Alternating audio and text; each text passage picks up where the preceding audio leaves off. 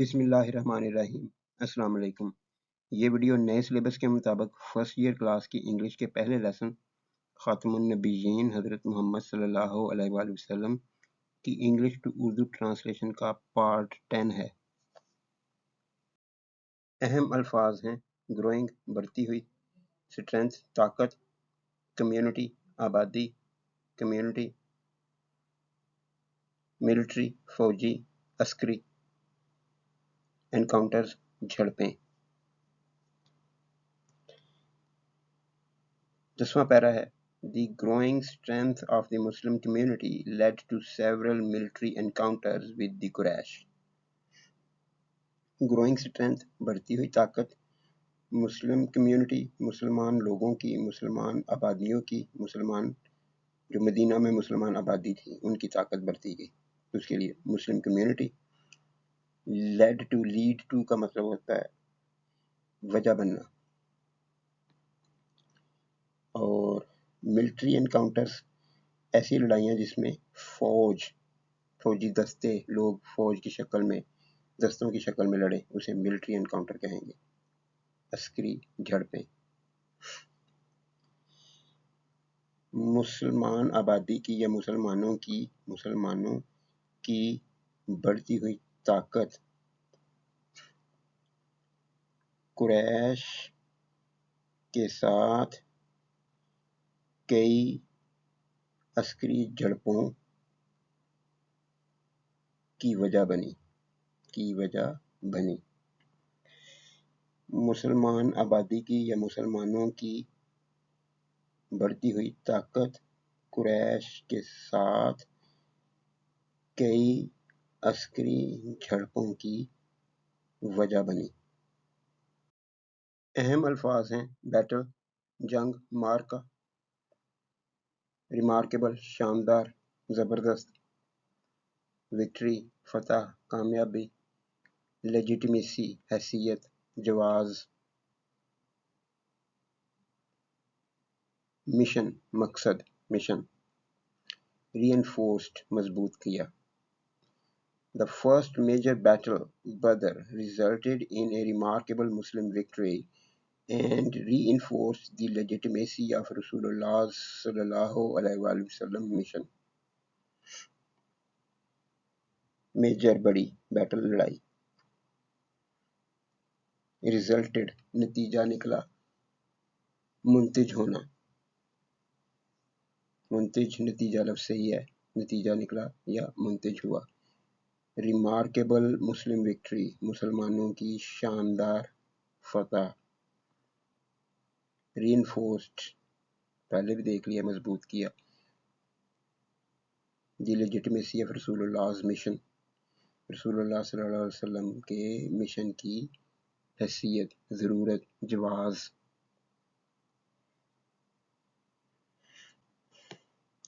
تو ٹرانسلیشن کرتے ہیں۔ پہلی بڑی لڑائی، پہلی بڑی جنگ یا پہلا بڑا مارکا بدر مسلمانوں کی ایک شاندار فتح پر منتج ہوا۔ مسلمانوں کی پہلی لڑائی بدر کا نتیجہ نکلا، کا نتیجہ ایک شاندار مسلمانوں کی فتح، مسلمانوں کی ایک شاندار فتح کی صورت میں نکلا۔ پہلی بڑی لڑائی بدر مسلمانوں کی شاندار زبردست فتح پر منتج ہوئی۔ and reinforce the legitimacy of رسول اللہ صلی اللہ علیہ وآلہ وسلم مشن، اور اس نے، کس نے؟ بیٹل آف بدر نے، اور اس نے رسول اللہ صلی اللہ علیہ وآلہ وسلم کے مقصد کے جواز کو طاقت دی، مضبوط کیا۔ یہاں پہ بہت ساری انگلش یا لینگویج کا استعمال اس طرح کا ہے کہ ٹرانسلیشن ٹھیک سے بنتی نہیں ہے، ہمیں خود سے الفاظ ڈال کے اس کو سمجھنا پڑتا ہے۔ تو یہ ایک بہت بڑا پرابلم ہے، یہ جو اے آئی کے ذریعے سے یہ کتابیں لکھوائی گئی ہیں۔ بہتر ہوتا کہ ہیومن ریٹن ٹیکسٹ لیا جاتا۔ اہم الفاظ ہیں وکٹریز، فتوحات، کلمینیٹنگ انتہا پر پہنچنا، اوج پر ختم ہونا۔ اس کے دوہرے میننگ ہوتے ہیں کلمینیٹنگ کے ختم ہو جانا، ٹرمینیٹ سے ٹرمینیٹنگ اسی کا سینونیم ہوتا ہے یہ ختم ہو جانا، لیکن کلمینیٹنگ میں ڈفرینس یہ ہے کہ انتہا پر پہنچنا، عروج پر پہنچ کر پھر ختم ہونا، یعنی کوئی چیز بہت اعلیٰ درجے پہ پہنچ جائے اس کے بعد ختم ہو جائے، اس کو کلمینیٹنگ کہتے ہیں۔ کانکویسٹ فتح، قبضہ، 8 AH ہجرہ، یہ 8 ہجری اردو میں کہیں گے، لیکن AH جو ہے وہ وہاں پہ لکھا جاتا ہے کہ نبی اکرم صلی اللہ علیہ وسلم کے مدینہ کی طرف ہجرت کا جو سال تھا وہ اینو ہجرہ وہاں سے شروع ہوتا ہے، اور یہ 8واں سال، اس کے بعد 8واں سال، تو وہاں سے یہ ہجری کیلنڈر جو اسلامک کیلنڈر جسے ہم کہتے ہیں اس کو AH لکھا جاتا ہے۔ Over time, further victories followed, culminating in the conquest of Makkah in 8 AH. وقت کے ساتھ ساتھ، وقت گزرنے کے ساتھ یا وقت کے ساتھ ساتھ مزید فتوحات درپیش ہوئیں یا مزید فتوحات ہوئیں، مزید فتوحات حاصل ہوئیں، اور 8 ہجری میں فتح مکہ میں کی صورت میں یا پر انتہا کو پہنچیں۔ انتہا لفظ کا مطلب ہوتا ہے ختم ہو جانا، ایکسٹریم پہ یعنی اپنی پیک پہ پہنچنا، انتہا کسی عروج کو بھی کہتے ہیں اور ختم ہونے کو بھی کہتے ہیں۔ کلمینیٹنگ کا پراپر ٹرانسلیشن یہ ہے۔ اور 8 ہجری میں فتح مکہ پر اپنی انتہا کو پہنچی۔ اہم الفاظ ہیں اسٹانشنگلی حیرت انگیز طور پر، بلڈ لیس پرامن، خون ریزی سے پاک، خون ریزی کے بغیر، ایگزیمپلری مثالی، مرسی رحم شفقت، ایمنیسٹی امان معافی، پرسیکیوٹڈ ظلم کیا، زیادتی کی۔ This event, astonishingly bloodless, was marked by the exemplary mercy of Rasulullah sallallahu alaihi wasallam, who declared general amnesty even for those who had persecuted him.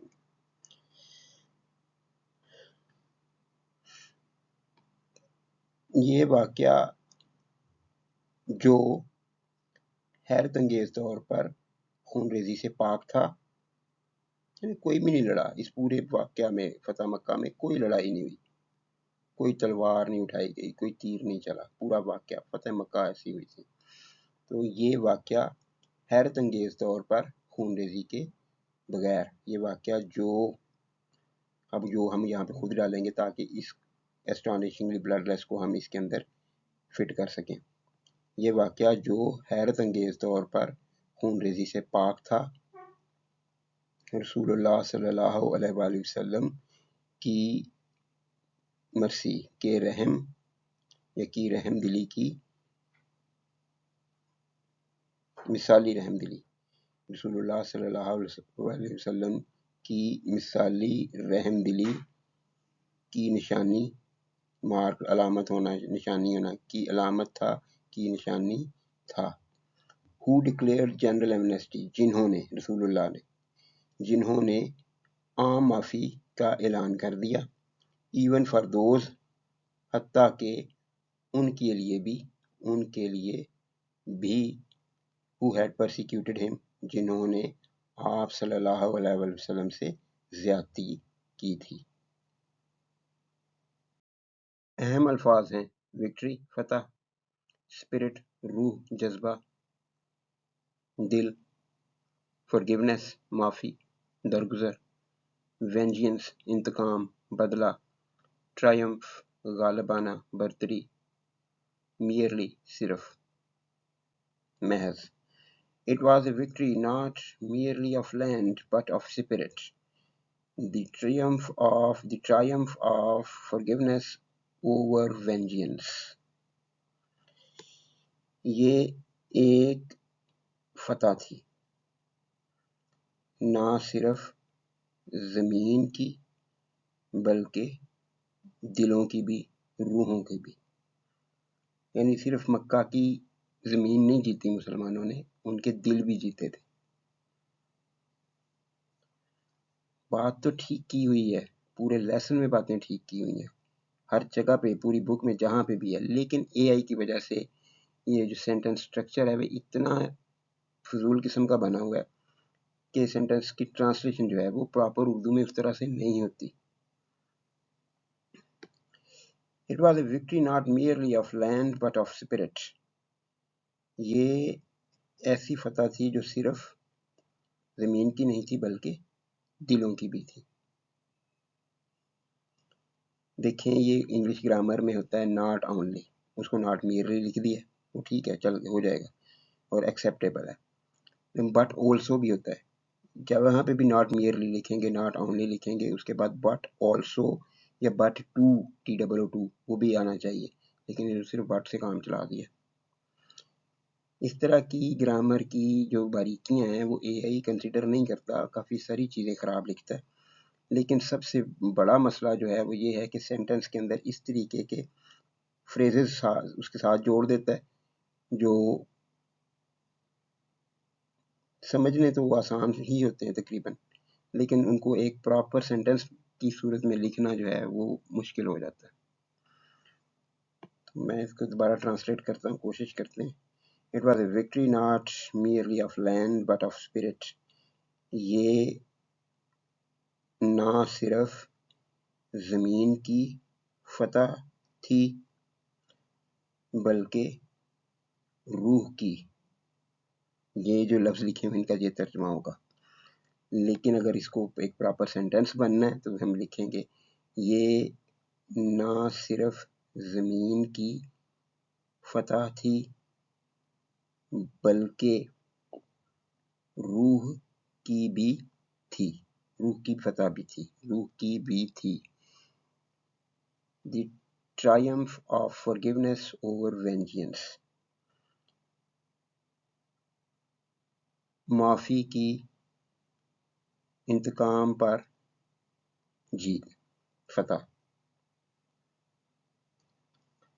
اب یہ جو ہے لانگ ہائفن ایک دو دفعہ پہلے بھی بتا چکے ہیں، اس کا مقصد ہی یہ ہوتا ہے کہ پیچھے لکھے ہوئے سینٹنس یا پیچھے لکھے ہوئے لفظ کو ایکسپلین کرنے کے لیے استعمال کیا جاتا ہے. تو یہ اس پورے سینٹنس کو اگر ایکسپلین بھی کیا جا رہا ہے، اس کو مزید بتایا جا رہا ہے کہ یہ وکٹری جو تھی وہ ایک علامت تھی کہ جہاں پہ معافی نے انتقام پر فتح پا لی. نبی اکرم صلی اللہ علیہ وسلم انتقام لینے کی طاقت رکھتے تھے، لیکن انہوں نے ترجیح دی معافی کو. تو یہ اس چیز کو یہاں پہ بتایا گیا کہ جو فارگیونیس ہے وہ جیت گئی انتقام سے. لیکن اس کو ایک اردو سینٹنس کا حصہ بنانے کے لیے ہمیں اس میں خود سے الفاظ ایڈ کرنے پڑیں گے. تو میں اس کو کرتا ہوں، دیکھیے گا اور یہ یاد رکھیے گا کہ جہاں پہ آپ نے لفظ خود ایڈ کیے ہوتے ہیں ان کو ہمیشہ بریکٹ کے اندر لکھتے ہیں تاکہ یہ کلیئر ہو جائے کہ ہم نے سمجھنے میں تو کلیئر کر دیا ہے، یہ اصل ٹیکسٹ کا حصہ نہیں ہے. It was a victory not merely of land but of spirit, the triumph of forgiveness over vengeance. یہ نہ صرف زمین کی فتح تھی بلکہ روح کی فتح بھی تھی، روح کی فتح بھی تھی، جو بھی ساتھ ہم خود بریکٹس میں ایڈ کر لیں گے، فتح بھی تھی یا جیت بھی تھی. دوسری دفعہ ایک دفعہ فتح کا لفظ کہہ دیا، دوسری دفعہ تھوڑا سا چینج کر دیں، اچھا لگتا ہے. یہ نہ صرف زمین کی فتح تھی بلکہ روح کی جیت بھی تھی. جہاں پہ ہم ایک لفظ خود ایڈ کر دیں گے، یہ کوما ہوتا تو زیادہ اچھا تھا، لیکن چلیں انہوں نے لانگ ہائفن لگا دیا، ایکسیپٹیبل ہے. جہاں معافی نے انتقام پر فتح، اور آخر پہ اس کو کلوز کرنا ہے تو ورب چاہیے ہمیں، فتح حاصل کی یا فتح پائی، جہاں پر معافی نے انتقام پر فتح حاصل کی۔